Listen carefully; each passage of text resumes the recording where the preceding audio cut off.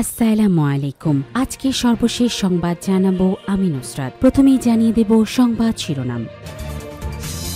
হামাসকে নির্মূলের হুমকি ট্রাম্পের। ভেনেজুয়েলায় অভিযান চালাতে সিআইএকে অনুমোদন ট্রাম্পের। ইসরায়েল ও যুক্তরাষ্ট্র কখনোই হিজবুল্লাহকে পরাজিত করতে পারবে না। সর্বশেষ জানাবো দীর্ঘ ফোনালাপের পর পুতিনের সঙ্গে বৈঠকের ঘোষণা ট্রাম্পের। শিরোনাম শুনলেন, এবারে বিস্তারিত।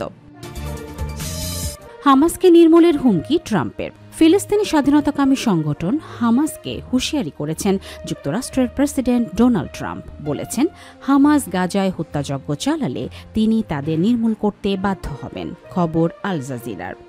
গাজায় দীর্ঘ 2 বছর ধরে চলা যুদ্ধবিরতি কার্যকর হয়েছে গত শুক্রবার 10 অক্টোবর।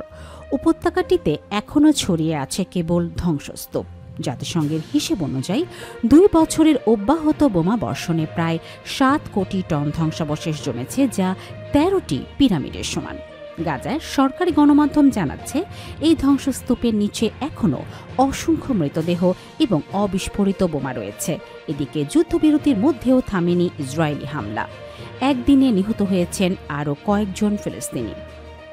এর মধ্যে মার্কিন প্রেসিডেন্ট ট্রাম্প হামাসকে নতুন করে হুঁশিয়ারি দিয়েছেন। বলেছেন, যদি হামাস গাজায় মানুষ হত্যা চালিয়ে যায়, যা চুক্তির অংশ ছিল না, তবে তিনি তাদের হত্যা করতে বাধ্য হবেন। তবে তিনি কোনো প্রমাণ বা নির্দিষ্ট ঘটনার উল্লেখ করেননি। স্থানীয় সময় বৃহস্পতিবার 16 অক্টোবর এক সোশ্যাল মিডিয়া পোস্টে ট্রাম্প লিখেছেন, যদি হামাস গাজায় মানুষ হত্যা অব্যাহত রাখে, যা চুক্তিতে ছিল না, তাহলে আমাদের সেখানে গিয়ে তাদের নির্মূল করা ছাড়া আর কোনো উপায় থাকবে না। এই বিষয়ে আপনাদের মনোযোগের জন্য ধন্যবাদ। সম্প্রতি হামাস ও ইসরায়েল সমর্থিত স্থানীয় গোষ্ঠীগুলোর মধ্যে সংঘর্ষের খবর পাওয়া গেছে, যা ট্রাম্পের মন্তব্যের পটভূমি হিসাবে দেখা হচ্ছে। ভেনেজুয়েলায় অভিযান চালাতে সিআইএকে অনুমোদন ট্রাম্পের। ভেনেজুয়েলায় গোপন অভিযান চালানোর জন্য মার্কিন কেন্দ্রীয় গোয়েন্দা সংস্থা সিআইএ অনুমোদন দিয়েছে মার্কিন প্রেসিডেন্ট ডোনাল্ড ট্রাম্প। স্থানীয় সময় বুধবার 15 অক্টোবর এই তথ্য জানিয়েছেন তিনি নিজেই। গত কয়েক সপ্তাহে মার্কিন বাহিনী ক্যারিবীয় অঞ্চলে সন্দেহজনক মাদকবাহী নৌকার দোহাই দিয়ে অন্তত 5টি হামলা চালিয়েছে। এসব হামলায় 27 জন নিহত হয়েছেন। জাতিসংঘ নিযুক্ত মানবাধিকার বিশেষজ্ঞরা একে বিচার বহির্ভূত হত্যাযজ্ঞ বলে উল্লেখ করেছেন।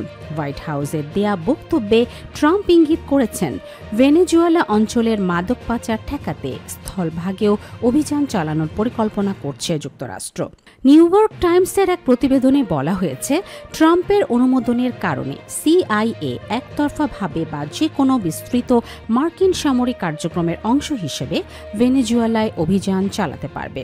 সিআইএ ভেনেজুয়েলায় অভিযান চালানোর পরিকল্পনা করছে কিনা কিংবা এসব পরিকল্পনাকে বিকল্প হিসেবে রাখা হচ্ছে কিনা তা জানা যায়নি। তবে গোয়েন্দা সংস্থাটি দীর্ঘদিন ধরেই দক্ষিণ আমেরিকা অঞ্চলে তৎপরতা চালাচ্ছে। বুধবার ওভাল অফিসে সাংবাদিকদের সঙ্গে আলাপকালে ট্রাম্পকে নিউ ইয়র্ক টাইমসের প্রতিবেদন সম্পর্কে প্রশ্ন করা হয়। যুক্তরাষ্ট্রের কেন্দ্রীয় তদন্ত ব্যুরো এফবিআই এর পরিচালক কাশ প্যাটেল এবং অ্যাটর্নি জেনারেল পাম বন্ডি যেখানে উপস্থিত ছিলেন। এক সাংবাদিক ট্রাম্পকে জিজ্ঞাসা করেন, আপনি কেন সিআইএকে ভেনেজুয়েলায় পাঠানোর অনুমতি দিয়েছেন? জবাবে ট্রাম্প বলেন, 2টি কারণে আমি অনুমতি দিয়েছি। 1 নম্বর কারণ হলো তারা ভেনেজুয়েলা অর্থাৎ তাদের কারাগারগুলো খালি করে সেখানকার বাসিন্দাদের যুক্তরাষ্ট্রে পাঠিয়ে দিয়েছে। আরেকটি বিষয় হলো মাদক। ভেনেজুয়েলা থেকে প্রচুর মাদক যুক্তরাষ্ট্রে ঢোকে। আপনারা দেখে থাকবেন, ভেনেজুয়েলার মাদকের একটি বড় অংশ সমুদ্রপথে আসে। তবে আমরা তাদের স্থলপথেও আটকাবো। সিআইএর লক্ষ্যে মাদুরোকে ক্ষমতাচ্যুত করা যায় কিনা সে ব্যাপারে কিছু বলেননি ট্রাম্প। তবে আগে থেকেই মাদুরোকে গ্রেফতারে সহায়ক তথ্য দিতে পারলে $5 কোটি পুরস্কারের ঘোষণা দিয়ে রেখেছে যুক্তরাষ্ট্র। ইসরায়েল ও যুক্তরাষ্ট্র কখনোই হিজবুল্লাহকে পরাজিত করতে পারবে না। লেবাননের সশস্ত্র গোষ্ঠী হিজবুল্লাহর মহাসচিব শেখ নাইম কাশেম বলেছেন, দখলদার ইসরায়েল ও অত্যাচারী আমেরিকা কখনোই আমাদের পরাজিত করতে পারবে না। আল সাইদ প্রজন্ম শিরোনামের বিশাল স্কাউট সমাবেশে অংশগ্রহণকারীদের উদ্দেশ্যে পাঠানো এক বার্তায় কথা বলেন নাইম কাশেম। খবর মেহের নিউজের। তিনি বলেন, পবিত্রতা, ঈমান ও প্রতিরোধের রঙে সজ্জিত এই বিশাল স্কাউট সমাবেশের দৃশ্য এক সৃষ্টিশীল মহাকাব্য। আমরা ইমাম মাহদী আলাইহিসসালামের উজ্জ্বল স্কাউটদের প্রতি এবং এই অর্জনে যারা অবদান রেখেছেন তাদের নিয়ে গর্বিত। তোমরা ইমাম মাহদীর সৈন্যদের কাতার বৃদ্ধি করেছ, সুতরাং বিজয়ের আনন্দে উল্লাস করো। হে ইমাম মাহদীর স্কাউটরা, তোমরাই সেই প্রজন্ম যারা সম্মানিত সাইদ হাসান নাসরুল্লাহর উত্তরসূরি, যিনি তার বিশুদ্ধ সহচর ও শহীদদের সঙ্গে শহীদত্বের সিংহাসনে আসীন। তোমরা তাদের প্রতিরোধের পথে গর্ব ও অটলতার সুবাস ছড়িয়ে দাও। তোমার আশার বাগানে ফুলের মতো একত্র হয়েছ ইমামে জামাম আলাইহিসসালামের তত্ত্বাবধানে আনুগত্যের অঙ্গীকার নবায়ন করতে। তিনি আরও বলেন, তোমাদের সঙ্গে আমরা কখনো পরাজিত হব না, না দখলদার ইসরায়েলিদের কাছে, না অত্যাচারী আমেরিকার কাছে। আমাদের ভূমি শহীদদের রক্তে গড়া। আমরা আমাদের দেশ লেবাননের স্বাধীন ও মর্যাদাশীল জাতি হিসেবে থাকব, লড়ব এবং বাঁচব। হিজবুল্লাহর মহাসচিব বলেন, তোমাদের সঙ্গে ফিলিস্তিন ও জেরুজালেম থাকবে, আমাদের ন্যায় পথের দিশারি, যা এই অঞ্চলের ও মানবতার কল্যাণের দিকে আমাদের দিক নির্দেশনা দেবে।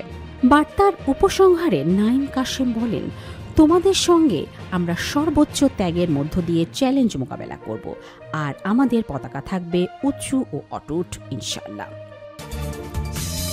দীর্ঘ ফোনালাপের পর পুতিনের সঙ্গে বৈঠকের ঘোষণা ট্রাম্পের। রাশিয়ার প্রেসিডেন্ট ভ্লাদিমির পুতিনের সঙ্গে ফোনে কথা বলেছেন মার্কিন প্রেসিডেন্ট ডোনাল্ড ট্রাম্প বৃহস্পতিবার 16 অক্টোবর। এই দুই নেতার মধ্যে দীর্ঘ ফোনালাপ হয়। এতে বড় ধরনের অগ্রগতি হয়েছে বলে দাবি করেন। পুতিনের সঙ্গে বৈঠকে বসার ঘোষণা দেন ট্রাম্প। হাঙ্গেরির রাজধানী বুদাপেস্টে পরবর্তী বৈঠকে বসবেন তারা, তবে বৈঠকটি কবে, কখন হবে সে বিষয়ে তথ্য জানাননি তিনি। এক প্রতিবেদনে তথ্য জানিয়েছে ব্রিটিশ সংবাদ মাধ্যম বিবিসি।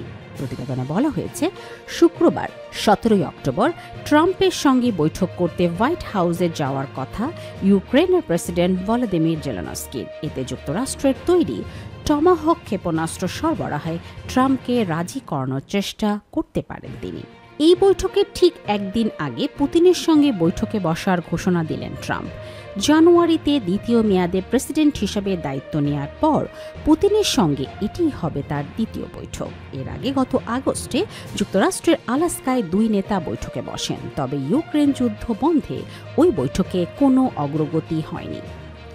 নিজের সামাজিক যোগাযোগ মাধ্যম ট্রুথ সোশ্যালে ট্রাম্প লেখেন, আমি বিশ্বাস করি আজকের টেলিফোন আলাপে দারুণ অগ্রগতি হয়েছে।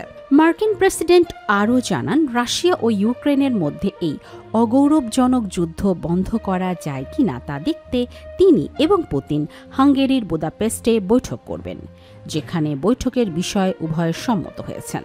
ট্রাম্প আরও বলেন, যুক্তরাষ্ট্রের পররাষ্ট্রমন্ত্রী মার্কো রুবিও সহ যুক্তরাষ্ট্র ও রাশিয়ার শীর্ষ কর্মকর্তারা আগামী সপ্তাহে প্রাথমিক বৈঠক করবেন, তবে এই বৈঠক কোথায় হবে তা এখনও ঠিক হয়নি।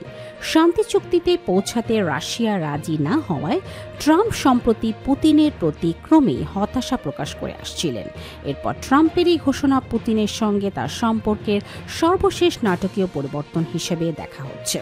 এদিকে ফোনালাপের বিষয়ে ক্রেমলিনের পক্ষ থেকে জানানো হয়েছে, পুতিন ও ট্রাম্পের মধ্যে দ্বিধাহীন ও আস্থাপূর্ণ আলোচনা হয়েছে।